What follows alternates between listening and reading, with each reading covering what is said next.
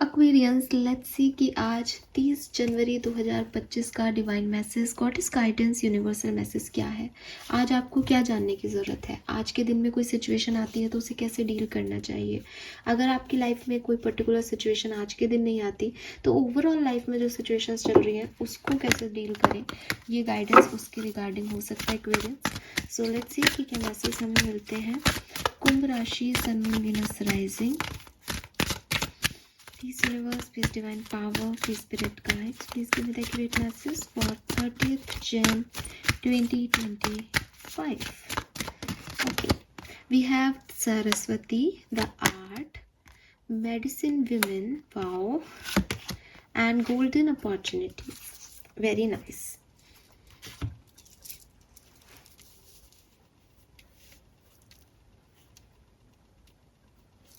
So clearly colour of the day है white colour. आपके लिए वाइट कलर बहुत सिग्निफिकेंट रहेगा और यूनिवर्स आपको कह रहे हैं कि मून एनर्जी, देखो अभी न्यू मून भी है। जब मैं ये रीडिंग कर रही हूँ तब तो न्यू मून की एनर्जीज बहुत सिग्निफिकेंट है बिकॉज 29 को ही न्यू मून जो है वो है और मैं 30th की रीडिंग कर रही हूँ तो बहुत स्ट्रॉन्ग एनर्जी है। तो हो सकता है कि ये न्यू मून एनर्जीज आपको अफेक्ट कर रही हैं, ठीक है। और इसीलिए शायद यहाँ वाइट कलर भी आ रहा है, मून एनर्जीज भी आ रही है। या हो सकता है आपकी मदर से आपके रिलेशनशिप में कुछ सिग्निफिकेंट चल रहा है। बहुत मदर के साथ एनर्जीज आपकी अप डाउन हो रही हैं, या तो बनती थी तो लड़ाई झगड़े हो रहे हैं, लड़ाई झगड़े होते थे तो अब शायद आप उनकी तरफ एक प्यार से चाह रहे हो कि प्यार हो या प्यार बढ़ रहा है आप लोगों के बीच में। बट मदर एनर्जीज के इश्यूज यहाँ पे हैं। ऐसा भी हो सकता है कि कुछ रिलेशनशिप्स हैं जहाँ मदर की वजह से प्रॉब्लम आ रही है, ठीक है। सो ये कुछ चीज़ें हैं। अब इन चीज़ों की हीलिंग की ज़रूरत है यहाँ पे, ठीक है। कलर तो मैंने आपको बता दिया वाइट। नंबर, मून एनर्जी में 2 नंबर सिग्निफिकेंट आ जाता है। इसके अलावा मुझे यहाँ पे 6 और 8 नंबर भी दिख रहा है। 2 6 8 नंबर है और वाइट कलर है। मैसेज जो है वो ले दे करके सारी एनर्जीज जो हैं वो आपको कह रही है कि आप अपने मूड पे फोकस करो। वो मूड जो है वो किसी भी जगह पे बैठ नहीं रहा। कभी आप बहुत हाइपर एक्टिव हो रहे हो, कभी आप बिल्कुल डिप्रेसिव स्टेट में जा रहे हो और वो बैलेंस कहीं ना कहीं बिगड़ रहा है। तो उस बैलेंस को पाने के लिए क्या करना है कि जो काम अच्छा लगता है उस पर फोकस करो एक्वेरियस। अब हर व्यक्ति का अपना पैशन हो सकता है किसी काम को लेकर के कि कोई ये सोचे कि जैसे मूड स्विंग्स कब आएंगे, जब आप खाली होंगे, अकेले होंगे या कोई काम आपका खराब हो रहा होगा। लेकिन अगर आप अपने मन का काम कर रहे हो तो आप खाली नहीं हो, आप फोकस्ड हो अपने काम पे। आप और वो खराब भी होगा तो भी आपको इतना फ्रस्ट्रेशन नहीं हो रहा। तो ऐसी चीज़ें जो आपको एंगेज रखें और आपको पसंद हो, उन चीज़ों में पार्टिसिपेशन इस समय आपका बहुत ज़रूरी है। ये आज के दिन के लिए भी हो सकता है बिकॉज हो सकता है आज के दिन आपको ऐसा लगे कि गुस्सा आ रहा है या रोना आ रहा है या बहुत बहुत ज़्यादा खुश हूँ मैं इस चीज़ से, ऐसा हो गया। तो ये तीनों ही एनर्जीज चाहे अच्छी हैं चाहे बुरी हैं, चाहे डिप्रेसिव है चाहे एक्टिव है, आपको बहुत ज़्यादा इन्वॉल्व नहीं होना। आपको एक बैलेंस स्टेट मेंटेन करनी है।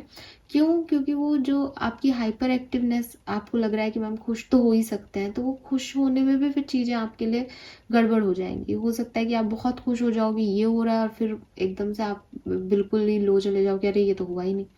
तो कुछ है यहाँ पे जो चीज़ें आपको बहुत फेवर नहीं कर रही हैं मूड के हिसाब से। मन आपका बड़ा चंचल हो रहा है, मन थोड़ा इधर उधर भटक रहा है। ये न्यू मून इफेक्ट है क्लियरली, जो मैं समझ रही हूँ क्योंकि रीडिंग ही मैं इस टाइम पे कर रही हूँ। तो थोड़ा सा आपको कामनेस की ज़रूरत है और ऐसी एक्टिविटी में पार्टिसिपेट करो जो कि आपके पैशन की हो, जो आपको अच्छी लगती हो, और क्रिएटिव टैलेंट्स अपने बाहर निकालो। अगर आप कोई काम भी करना चाहते हो, फॉर एग्जांपल कि आप अपने स्पाउस से, अपने पार्टनर से बात करना चाह रहे हो, तो बजाय उसके कि उनको वो चीज़ आप बोलो या आप उनको कहो, आप पोएम में उन्हें लिख के दो।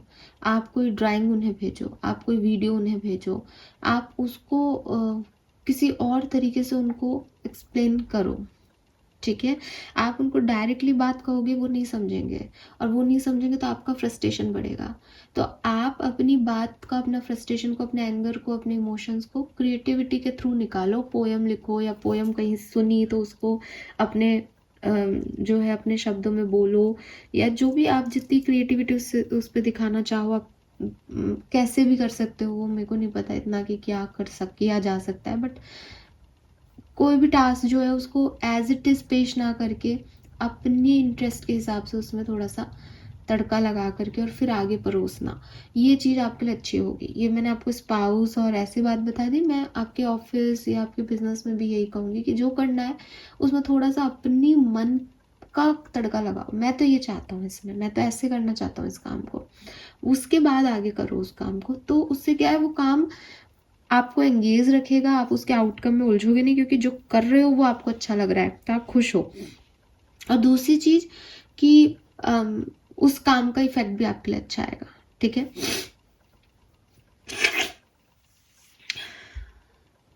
Then we have medicine women. Medicine women का कार्ड भी कहीं ना कहीं वो हीलिंग की एनर्जी में ले जा रहा है कि हीलिंग की रिक्वायरमेंट है यहाँ पे। बहुत कुछ ऐसा नहीं लग रहा है कि बहुत अच्छा हो रहा है या बहुत खुश हो, बट आपको ये याद रखना पड़ेगा कि आपके अंदर से हीलिंग आएगी। आप खुद एक हाई प्रिस्टेस हो, आपके खुद के अंदर डिवाइन पावर है, आपके खुद के अंदर बहुत सारी स्पिरिचुअल टीचिंग भरी पड़ी है, आप लोगों को गाइड कर सकते हो अपने एक्सपीरियंसेस से। तो अगर आज के दिन या अभी लाइफ की सिचुएशन में आपको किसी गाइडेंस की ज़रूरत है तो आपको परेशान होने की ज़रूरत नहीं है कि अरे मुझे तो गाइडेंस की ज़रूरत थी, अब मैं क्या करूँ, ये तो बहुत बड़ी परेशानी हो गई। आपने देखा है ऐसी चीज़ों को, आपने ऐसे लोगों को भी डील किया है, तो आप खुद को थोड़ा सा हीलिंग की तरफ लेके जाओ, खुद को थोड़ा सा सेल्फ लव दो, सेल्फ केयर दो। क्रिएटिविटी भी एक सेल्फ लव का ही पार्ट होती है। इसीलिए मैंने कहा कि एट द एंड घूम फिर के सब कार्ड वहीं जा रहे हैं कि अभी शायद चीज़ें वैसी नहीं है, आपको थोड़ा सा फ्रस्ट्रेटिंग फील हो सकता है, डिप्रेसिव फील हो सकता है, या बहुत ओवर एक्साइटमेंट फील हो सकता है चीज़ों को लेके, बट आपको अपनी हीलिंग करनी है, आपको बैलेंस करना है, आपको अपने अंदर से वो हीलिंग लेके आनी है। स्पिरिचुअल प्रैक्टिस में आपने कुछ सीखा हो, कोई एक्सपीरियंस सीखा हो, किसी से कुछ सुना हो, उन चीज़ों को चैनल करो, उन चीज़ों पे काम करो, और आपको लगेगा कि हाँ ये जवाब तो मेरे पास है। फॉर एग्जाम्पल, कभी आपने गीता पढ़ी हो, कभी आपने रामायण पढ़ी हो, और आज आपको लग रहा है कि अरे यार मेरे घर में लड़ाई झगड़े हो रहे हैं, तो आपकी पढ़ी हुई है गीता, यानी आपको पता है कि भगवान कृष्ण क्या कह के गए हैं, आपको पता है रामायण में चारों भाई एक दूसरे से कितने बुराई और गलत, मतलब मदर ने भी कहा भरत को कि तुम राजपाट संभालो, ऐसे क्यों कर रहे हो, तो भी उसने केकई की बात नहीं सुनी कि वो अपने भाई से इतना अटैच था।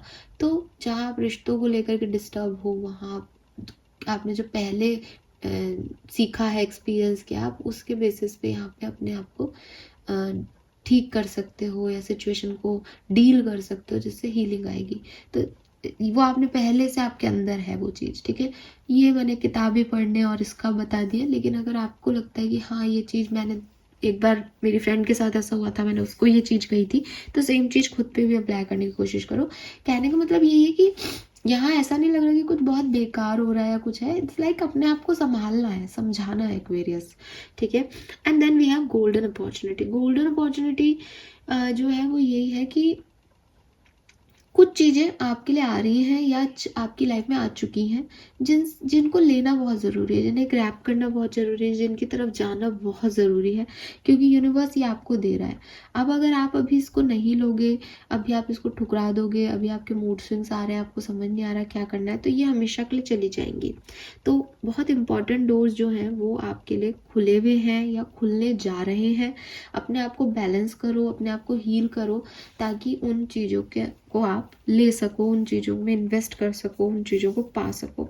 अगर ये अभी नहीं किया आपने तो ये आप खो दोगे समय। ठीक है। सो अपनी सारी चीज़ों को भूल जाओ और फोकस जो है वो अपना इस चीज़ पे लेके आओ कि मुझे क्या अपॉर्चुनिटी दी जा रही है यूनिवर्स की तरफ से और मैं इसको कैसे आगे ले सकता हूँ या ले सकती हूँ। ठीक है। क्योंकि ये आसान नहीं है, ये कुछ बहुत खास अपॉर्चुनिटीज़ हैं आपके लिए जो आपकी तरफ आ रही हैं। और ये जो ना तीनों कार्ड में बहुत पानी है, अगर आप देखोगे तो सरस्वती जी भी जो है वो यहाँ वाटर के अंदर कमल के फूल पे इन्होंने अपना पैर रख रखा है, और मेडिसिन विमेन में भी यहाँ ये वाटरफॉल है। ठीक है, और गोल्डन अपॉर्चुनिटी में भी यहाँ पे पानी ही है।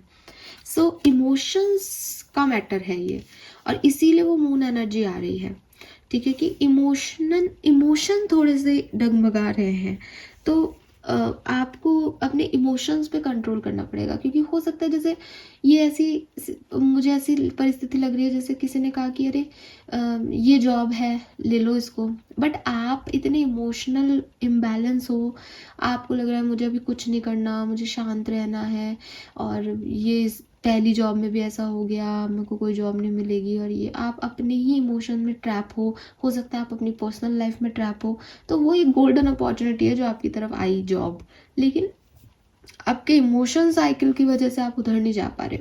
एंड यही मून का इफेक्ट है कि इतना आपकी एनर्जी को उसमें चंचलता है कि आपको समझ भी आ रहा है कि मैं इस अपॉर्चुनिटी का वेट कर रहा हूँ, जाना चाहिए, लेकिन मूड स्विंग्स इतने हैं कि आप ले नहीं पा रहे हो। तो ये चीज़ बहुत ध्यान रखना, इसीलिए शायद ये कार्ड सबसे लास्ट में आया कि जब तक ये नहीं कर पाओगे यहाँ तक नहीं पहुँच पाओगे।